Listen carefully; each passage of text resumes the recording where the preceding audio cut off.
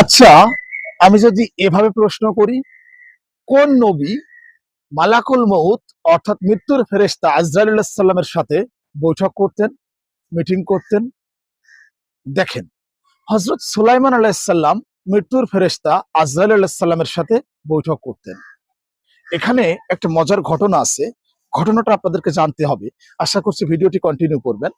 দেখেন, হযরত সুলাইমান আলাইহিস সালাম তার এক মন্ত্রীর সাথে নিয়মিতভাবে বৈঠক করতেন।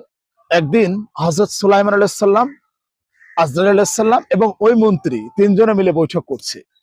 তো হঠাৎ করে আজরাইল আলাইহিস সালাম ওই মন্ত্রীর দিকে একটু বড় বড় চোখ করে তাকালো এবং সেখান থেকে চলে গেল।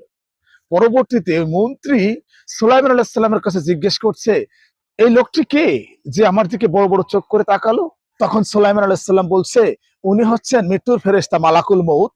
তো মন্ত্রীর প্লে চমকে গেল।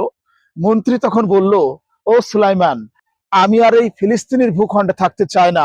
আপনি মেঘমালাকে আদেশ করুন, এই মেঘমালা যেন আমাকে হিন্দুস্থানের কোনো এক দূর পর্বতে রেখে আসে। তো সুলাইমান আলাইহিস সালাম মেঘমালাকে নির্দেশ করলো, তাকে সেই হিন্দুস্থানের বড় পর্বতের উপরে রেখে আসা হলো। কিছুক্ষণ পর মৃত্যুর ফেরেশতা মালাকুল মউত সুলাইমান আলাইহিস সালামের কাছে আসলেন। সুলাইমান আলাইহিস সালাম তাকে জিজ্ঞেস করছে, মালাকুল মউত, তুমি কোথায় ছিলে?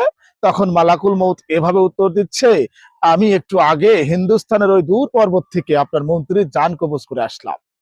তো প্রিয় ভিউয়ার্স, এই ভিডিওটির মেসেজ হচ্ছে এই পৃথিবীতে যার যেখানে মৃত্যু আছে সে সেখানেই পৌঁছে যাবে।